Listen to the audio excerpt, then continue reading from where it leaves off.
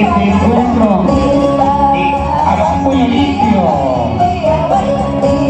Tradiciones de Altabamba, la Bolina de Tabambina, patrimonio cultural de Altabamba.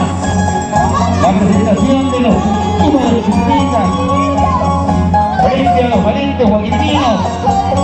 Ay, ay, ay, ay, ay. Una presentación espectacular. Esta tarde, claro que sí. Detalles, toma ya.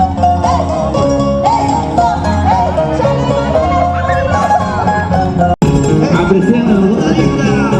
¡Salucha, salucha! ¡Por la lucha!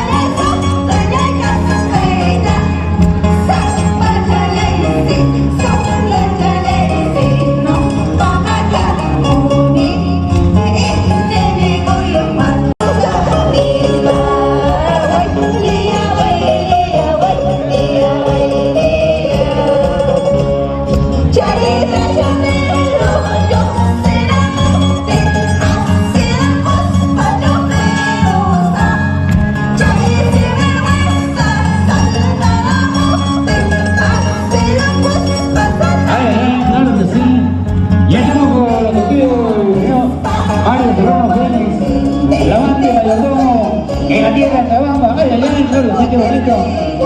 Ya que está metido Mario Serrano, trayendo el brazo donado por nuestro tío Nico Vera, jalando los toros, tío. Ahí está. Queremos que sea un espectáculo muy bonito, agradado a toda la familia, Paulina, Chubulicana, el público presente. El día de hoy se ha dado cita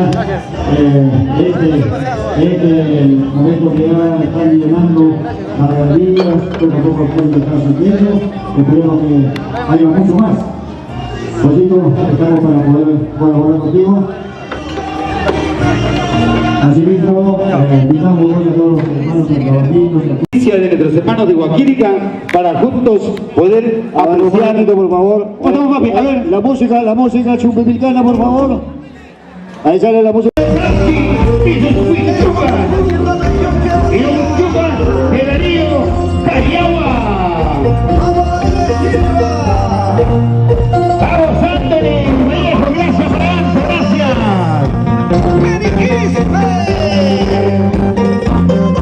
Eso. Vamos, seguimos compartiendo. Ahí estamos. Garantizado el 100% ya. La tarde está ganando y a puño limpio esa tarde.